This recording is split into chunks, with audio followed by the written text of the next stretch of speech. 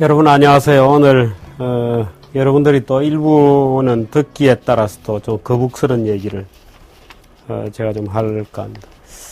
얼마 전에 제가 미국 자료를 보다가 지난번에 잠깐 언급을 드린 것 같습니다만 이 케이토 인스티튜트라고 있습니다. 케이토 연구소 CATO 이렇게 되어 있습니다만 여러분도 한번 그 CATO 인스티튜트 홈페이지에 들어가서 한번 여러 가지 자료들을 좀 공부를 해보시기 바랍니다. 그게 쭉 들을 수 있도록 다운받아서 강의를 들을 수 있도록 잘 되어 있어요. 그래서 법이란 무엇인가 이런 데 대해서 아주 잘 되어 있는 그런 프로그램들이 있습니다. 소위 미국의 우파 싱크탱크이면서 동시에 교육기관이죠. 제가 사실은 이 케이토 연구소 같은 것을 우리나라에도 꼭 만들어 봐야 되겠다는 생각을 갖고 있습니다만은 돈도 없고 또 능력도 부족이고 또 지력도 일천해서 그저 희망사항일 뿐이지 꿈을 구체화시키거나 이런 작업은 전혀 되고 있지 않습니다. 근데 거기에 얼마 전에 누가 그 강의안을 올렸는데 아주 기가 막힌 제목을 올렸어요. 제가 그 단어를 찾지 못해서 내 머릿속에서 맴돌고 있었는데 그 단어를 그 미국 친구가 이렇게 해놓았어요. Criminalization of everything입니다. 모든 것을 범죄화하기 이렇게 되어 있어요. 거기 보면 이제 말하자면 미국의 형사범죄, 경제범죄가 아닙니다. 오늘 제가 말씀드릴 말씀은 경제범죄 관련된 얘기인데, 미국에서 형사범죄, 배임 횡령도 물론 형사범죄입니다만, 일반적으로 우리가 형사범죄라고 알고 있는 폭력, 강간, 살인, 사기, 말하자면 이런 범죄의 종류가, 지난 10년 동안에 굉장히 많이 늘어났다는 겁니다. 그럼 인간이 그렇게 다양하게 범죄를 저지르고 있을까?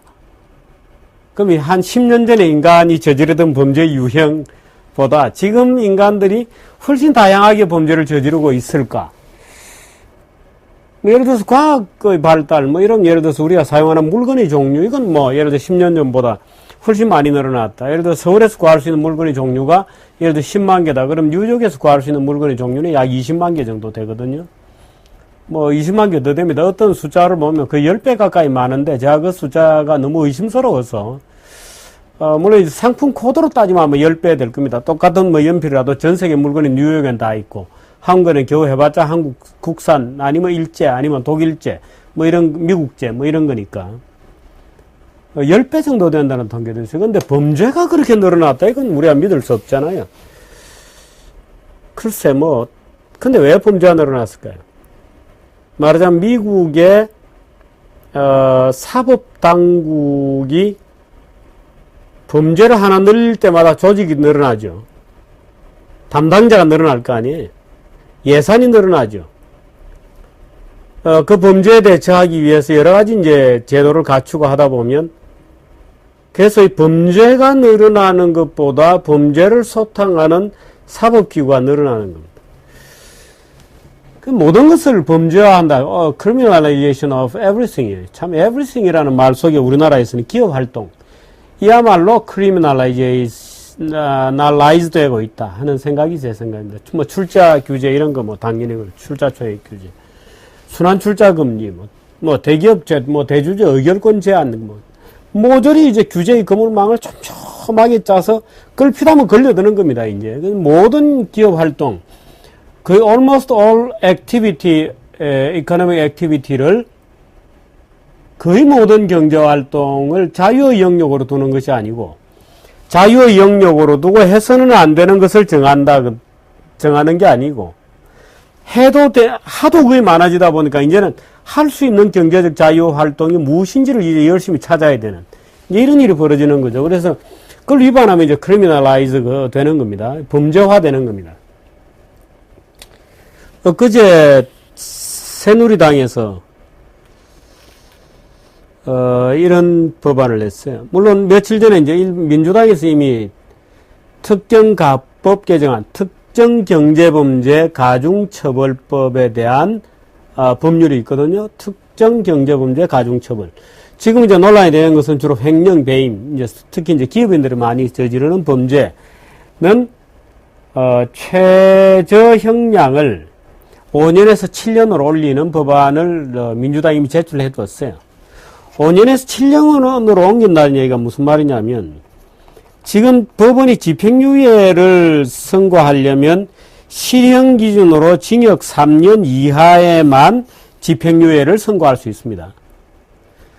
그래서 5년 이렇게 되면 예를 들어서 말하자면 여러 가지 정상 참작을 해서 법원이 판결할 수 있는 최저한 형이 있는데 그것은 법정형의 2분의 1 이상이어야 돼요. 그러니까 5년에서 7년으로 옮기면 7년의 법정 최저 말하자면 정상 참작이라든지 이런 걸 다 감안해서 법관이 내릴 수 있는 판결은 3년 5개월 이상 때려야 되는 거죠. 3년 6개월. 3년 6개월 이상 때리면 집행유예 조건이 3년보다 많아짐으로 집행유예가 불가능해지는 겁니다. 말하자면 배임과 횡령 등 기업인들이 항용 빠질 수 있는 이 범죄는 무조건 집행유예는 없이 실형을 살리도록 하는 법안을 이제 민주당이 냈고요. 그제 이제 드디어 새누리당도 좋다. 요즘 이제 이 포퓰리즘 입법을 경쟁하잖아요. 뭐 한정당이 뭘 내면 우리는 더 세게 내고 또 정당이 뭘 내면 우리는 더 세게 내고 이래서 이제 아주 경쟁하고 있습니다. 경쟁적으로 이제 법안들을 내서 말하자면 기업이 죽든지 말든지 나라 경제가 망하든지 말든지 나중에 서민들이 죽든지 말든지 일자리야 생기든지 말든지 좌우당 일단 저지르고 보자. 뭐 대선 뭐 좀 정치에 미쳤으니까요. 그렇게 하고 있습니다. 새누리당은 아주 참 재밌게 안을 냈는데 이 개정안을 보면 횡령 배임 규모가 5억 원 이상 50억 원 미만이면 7년 이상의 유기징역. 뭐 이것도 이제 집행유예는 없는 겁니다. 횡령 5억 원 이상 50억 원 미만. 횡령을 어떻게 볼 거냐 하는 것은 그렇게 간단하지 않습니다. 우리는 기업 돈을 횡령을 했다 하면 굉장히 간단할 거라고 보는데 횡령이 그렇게 간단하지 않습니다. 사취, 예를 들어서 기업의 재산을 마치 자기 재산처럼 썼다. 다 횡령 배임이죠. 횡령은 대부분 배임하고 같이 걸립니다. 5억 원 같은 사실 큰 기업 입장에서 보면 그야말로 소액이죠. 껌값이죠. 근데 5억 원 이상만 돼도 이제는 무조건 징역입니다. 50억 원 이상 300억 원 미만이면 10년 이상 유기징역. 300억 원 이상이면 무기 또는 15년 이상의 징역에 처하도록 했습니다. 제가 지금 조그만 명단을 하나 갖고 있습니다만, 이 뭐 여러 가지로 이 연필 칠을 해 두어서 좀 죄송합니다. 보여드리긴 좀 그렇고, 뭐 제가 뭐 공부하다가 이렇게. 여기 명단이 쭉 있습니다. 이 명단에는 이건희, 정몽구, 최태원, 조양호, 김성현, 박용성, 박용관, 김영기. 무슨 명단인지 아시겠죠? 횡령, 배임 뭐 이런 혐의로 재판을 받고 유죄 판결을 받았던 분입니다. 받았던 기록입니다. 노태우 비자금 사건, 탈세와 배임, 횡령 배임. 예를 들어서 횡령 배임액 693억 원. 그 어디에 해당되나요? 300억 원 이상이면 무기 또는 15년. 근데 문제 이 693억 원이 무슨 돈인지 제가 설명해 드릴까요? 제가 이건 어느 정도 압니다. 비자금 1000억 원대 비자금 조성, 횡령 비자금으로 되어 있는 합계액이 따지면 1700억 정도 되는데 이 자금은 노조 무마비였어요. 일부는. 우리나라에서 최강성 노조가 어딘지 잘 아시죠? 노조 무마용 노조로비용 자금이 있었고요. 그 다음에 가장 큰 덩치는 정규제 TV에서 이런 얘기 해도 되는지 모르겠습니다만은 이 얘기와 꼭 관련이 없다고 믿어주시고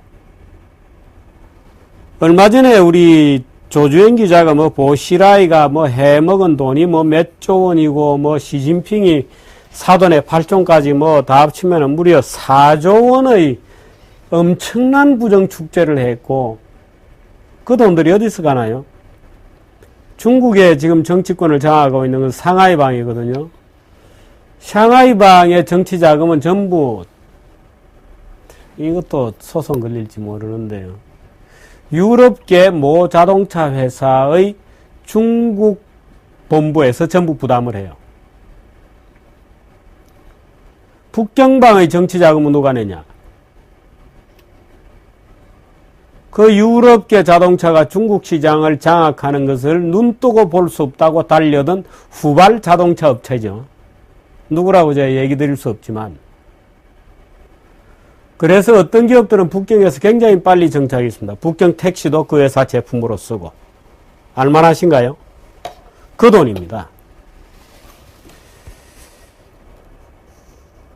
자, 그 중국 비즈니스를 위해서 1700억 비자금 조성했어요. 그 중에 일부는 소명이 잘 안 돼서 횡령이다 이렇게 판결이 난 겁니다. 개인으로 착복한 게 아니에요. 무슨 개인 착복은 무슨 개인 착복입니까?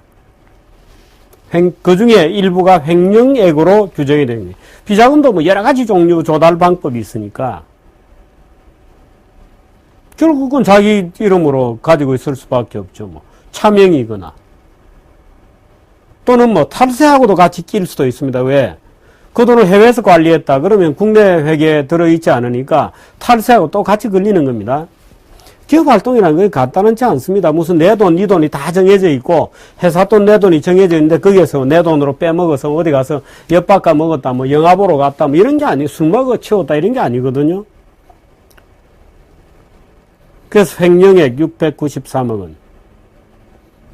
징역 3년에 집행유예 5년 받았습니다. 이분이.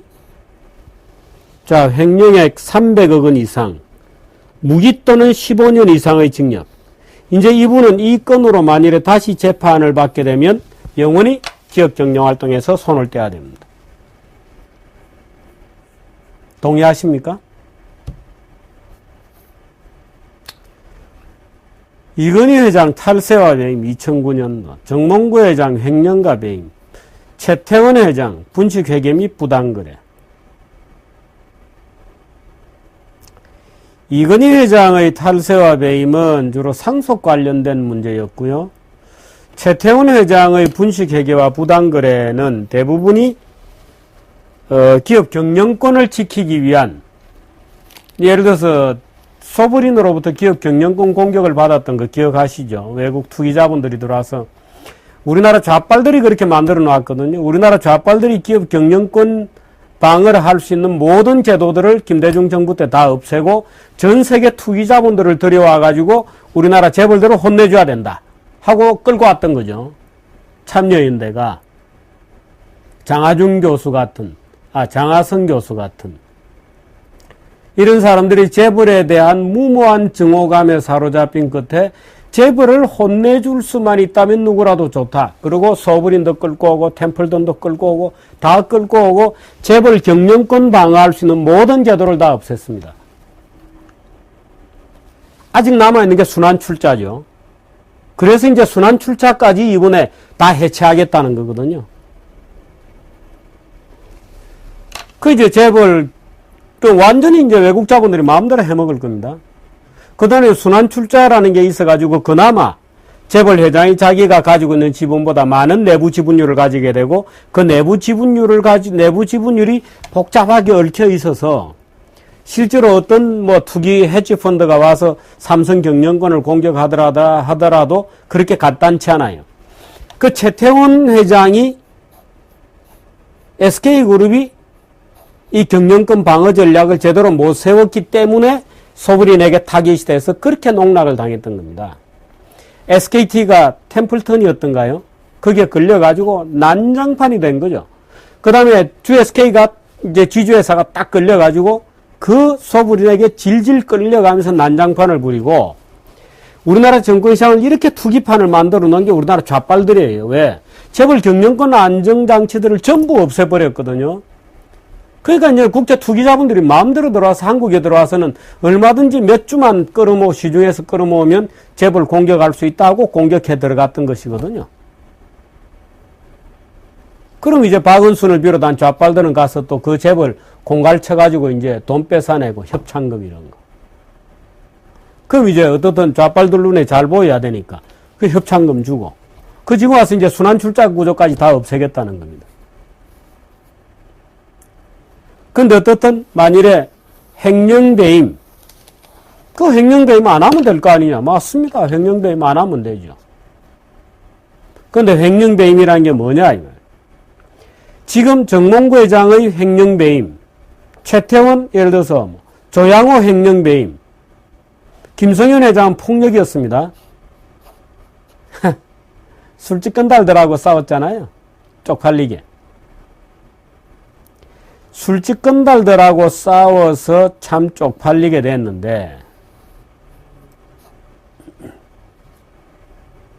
술집 건달들하고 시민들하고 싸우면 어떻게 되나요? 그 시민이 상 받아야 되죠. 근데 김성현 회장은 감옥을 갔어요. 왜 그랬죠?